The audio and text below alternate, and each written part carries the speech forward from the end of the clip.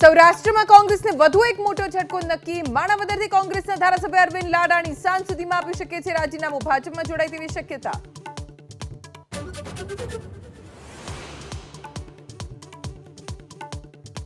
બીટીપીના મહેશ વસાવાના કેસરિયાની તારીખ નક્કી. 11 માર્ચે કમલમમાં પોતાના સમર્થકો સાથે જોડાઈ શકે છે ભાજપમાં.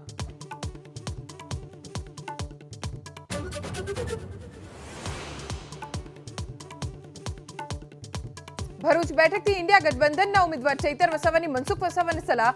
સ્વાભિમાન યાત્રામાં કહ્યું તબિયત સારી નથી રહેતી તો તેમને અલવિદા કહી રિટાયર્ડ કરી દેજો.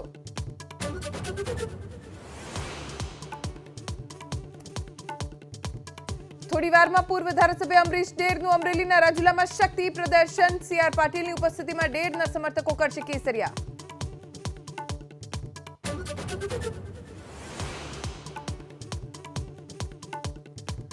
ભાજપના ઉમેદવારોની બીજી યાદી પર ચર્ચાને લઈ દિલ્હીમાં આજે કોર કમિટીની બેઠક. 8 માર્ચે ભાજપની ચૂંટણી સમિતિની બેઠકમાં યાદી પર લાગશે અંતિમ મહોર.